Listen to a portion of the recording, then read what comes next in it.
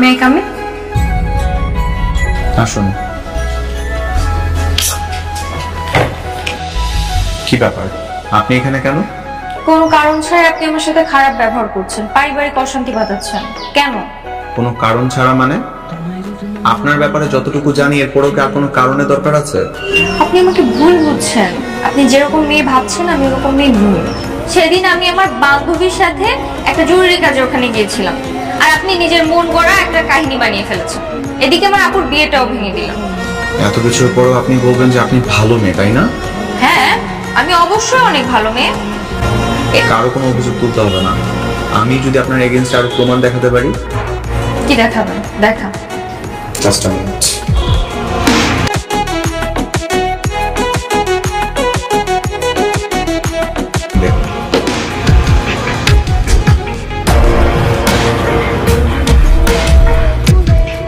চিৎকার করে কখনো নিজেকে ভালো প্রমাণ করা যায় না যদি পরিবর্তনটা নিজের ভেতর থেকে না আসে। এই ভিডিও আপনি কোথায় পেলেন? কে করেছে এটা? এটা তো আমার বান্ধবীর বার্থডে পার্টির ভিডিও। বার্থডে পার্টির কথা বলে রাতের বেলায় ক্লাবে কি নিচে বেড়াচ্ছেন? ঠিক আছে। হ্যালো, আসসালামু আলাইকুম আঙ্কেল। ওয়ালাইকুম আসসালাম বাবা। আঙ্কেল, আমি একটা জরুরি কথা বলার জন্য আপনাকে কল করেছি। হ্যাঁ বাবা, বলো। আঙ্কেল, আপনি এবং আপনার মেয়ে তো জানতে চাচ্ছেন যে এনগেজমেন্টের পরও কেন আমি বিয়েটা ভেঙে দিতে চাচ্ছি। হ্যাঁ, সেটা তো ঠিক আছে, সেটা তো জানতেই চাই। কারণটা হচ্ছে আঙ্কেল, আপনার ছোট মেয়ের চরিত্রের সমস্যা আছে। সরি, মানে? কিছুদিন আগে আপনার ছোট মেয়েকে একটা আবাসিক হোটেল থেকে আমি হাতে নাতে ধরি। এত কিছু জানার পরও তো আঙ্কেল আমার ভাইকে কোনোভাবে এরকম একটা পরিবারের মেয়ের সাথে বিয়ে করাতে পারি না। আমার মেয়ে হোটেলে যাবে কেন? সেটা আঙ্কেল আপনি আপনার মেয়েকেই জিজ্ঞাসা করে দেখবেন। আশা করছি এরপর এই বিয়েটা কেন ভেঙে যাচ্ছে এটা নিয়ে আর কোনো প্রশ্ন আপনাদের কাছে থাকবে না। ভালো থাকবেন আঙ্কেল। হ্যাঁ বাবা। কি ব্যাপার? কিভাবে পারলে তুই এরকম জঘন্য কাজ করতে? আমার মান সম্মান ধুলাই বিষয় দিয়ে এরকম একটা জঘন্য কাজ করলি? বাবা, তুমি বিশ্বাস করো আমি এরকম কিছু করি নাই। ওই ছেলে তোকে সরাসরি হোটেলে গিয়ে ধরছে, এরপর তুমি কথা বলছিস, মিসআন্ডারস্ট্যান্ডিং এর কথা বলছিস। বাবা, তুমি বিশ্বাস করো আমি সত্যি করি নাই। তুমি কি তোমার মেয়েকে এই শিক্ষা দিয়ে বড় করছো? বলো আমি কেমনে এরকম কাজ করবো, বলো। তুমি বিশ্বাস করো। আমি বিশ্বাস করে জীবনের সব জায়গায় বড় বড় করছি যে তোকে আমি বিশ্বাস করছি। তোর চেহারা আমি আজকের পর থেকে বাড়িতে দেখতে চাই না। বেরিয়ে যা, বেরিয়ে যা আমার সাথে থেকে। বাবা, কই আমি যাওয়ার আগে চিন্তা করিস না, হোটেলে যাওয়ার আগে বের হও। ঝাড়ে রাখিব ছেড়ে দেব না, তোমার তোমা ঝাড়ে রাখিব ছেড়ে দেব না। আপনি তাহলে তো ঠিকই আছে। এত রাতের বেলা আপনি যেখানে কি করে বেড়াচ্ছেন সেটা তো ভালো। কি করে বেড়াচ্ছি আমি? এত রাতে একটা মেয়েকে তার বাড়ি থেকে বের করে দিছে, তাও আবার আপনার কারণে। আর আমার কারণে মানে? আপনি একটা নিজের কর্মফল ভোগ করছেন, সেটা স্বীকার করছেন না কেন? আপনি আমাকে একটা নরমাল মেয়ে থেকে প্রস্টিটিউট বানাই ছাড়ছেন, বাজে মেয়ে বানাই ছাড়ছেন। আমার পরিবার, সমাজ, সব জায়গায় আমার মান সম্মান শেষ করে দিছেন। আমি বারবার আপনার কাছে ছুটে গেছি নিজেকে প্রমাণ করার জন্য যে আপনি আমাকে যেরকম মেয়ে মনে করছেন আমি ওরকম মেয়ে নই।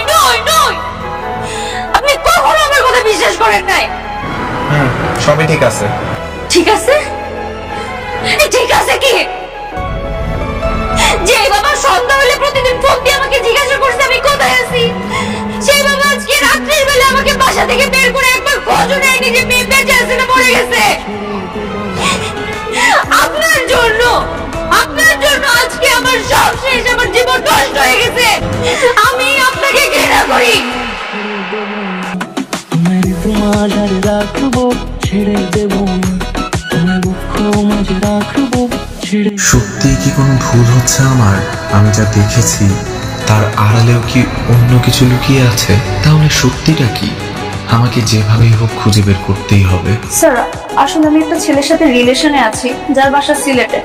আমার বাড়ি থেকে আমার বিয়ে ঠিক করেছে, যার কারণে আমি পালিয়ে হোটেলে উঠেছিলাম। আমি ওকে ফোন করে বলেছিলাম আমি হোটেলে লুকিয়ে আছি।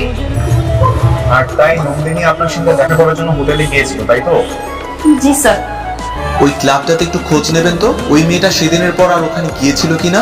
জি স্যার।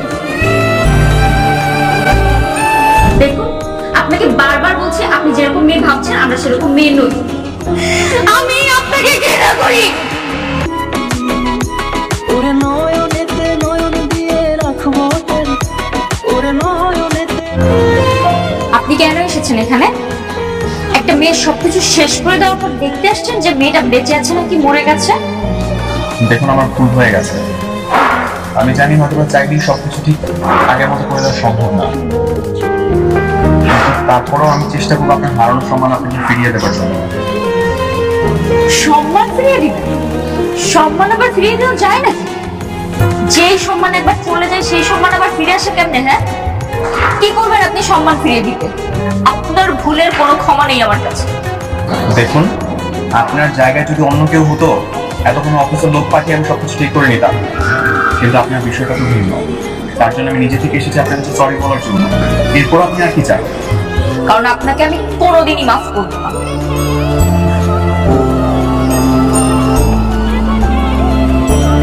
ভুল বোঝাবুঝি সৃষ্টি হয়েছে সেটা আমি আগে থেকে বুঝতে পেরেছি, কিন্তু আমার সবচেয়ে বড় কষ্ট যে মেয়েটাকে আমি অপমান করে বাড়ি থেকে বের করে দিয়েছি। ভুলটা যেহেতু হয়ে গেছে ওটা তো আর ফিরিয়ে আনা যাবে না। ভাই সাহেব, আমার একটা কথা ছিল। জি বলুন। আপনার বড় মেয়ের সাথে যেহেতু আমার বড় ছেলে বিয়ে হচ্ছে, আমার চাওয়া ছিল আমার ছোট ছেলের সাথে আপনার ছোট মেয়েটার বিয়ে হোক। আপনি যদি আমার আবদারটা রাখতেন। কি বলছেন? এটা তো খুব ভালো প্রস্তাব। কি রে মা? হ্যাঁ বাবা, খুব ভালো প্রস্তাব।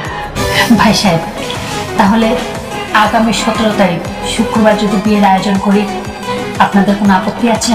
না, আমার তো কোনো আপত্তি নেই। মা, তো কোনো আপত্তি আছে? আচ্ছা, আজকে হাফিজের মা, ওর ছোট ভাই, ওরা সবাই এসেছিল। ওরা আবার সবকিছু ঠিকঠাক করে বিয়ের কথা বলছিল। ও আচ্ছা, তাহলে তো ভালো হয়েছে। শোন না, নাফিস তো অনেক সরি বললো, তারপরে সবাই মিলে আগামী শুক্রবার বিয়ের দিন তারিখ ঠিক করেছে। হ্যাঁ, হাফিজের ছোট ভাই নাফিজের সঙ্গে। ভালো না? তুই তো সব সময় যেতি যে আমরা দুই বোন একই বাড়িতে বিয়ে হবে, সব সময় একসাথে থাকবো। এখন ভালো হয়েছে না বল? কোনোদিন না, এটা কোনোদিনও হবে না। কেন? কারণ পৃথিবীর যে কোনো ছেলেকে আমি বিয়ে করতে রাজি, কিন্তু ওই ছেলেকে আমি কোনোদিনই বিয়ে করতে পারবো না, কারণ এই ছেলেটা আমার লাইফটা হেল করে দিছে। আমি আপনাকে কতবার বলেছি না আপনি আমার সামনে আসবেন না, আমাকে বিরক্ত করতে আসবেন না। তোমার কাজ না করা তুমি না করেছো, কিন্তু আমি তোমাকে মানিয়ে বুঝিয়ে বাড়ি ফিরিয়ে নিয়ে যাব, সেটাই আমার দায়িত্ব।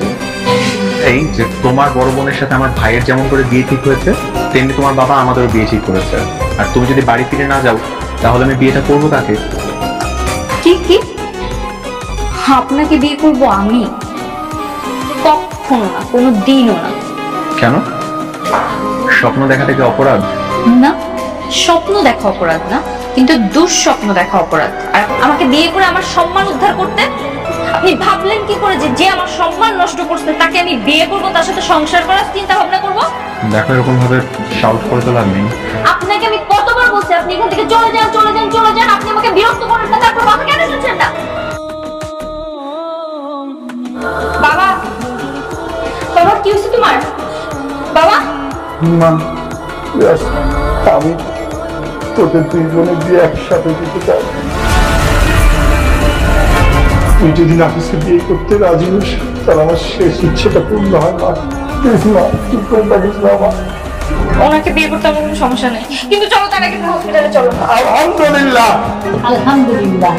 আমি যদি এই নাটক না করতাম তাহলে তো তুই তো বাড়িতে আসতি না। আমার মেয়েকে তো আমি চিনি। মা, মা, সেদিন তোর সাথে আমি খুব খারাপ ব্যবহার করেছিলাম। মা, তুই মনে কিছু করিস না। মা প্লিজ। তুমি কিন্তু কাজটা একদম ঠিক করনি বাবা। অসুস্থতা নিয়ে কখনো নাটক করতে নাই। বাবা একদম ঠিক করছে। এখনো কি রাগ করে থাকবা?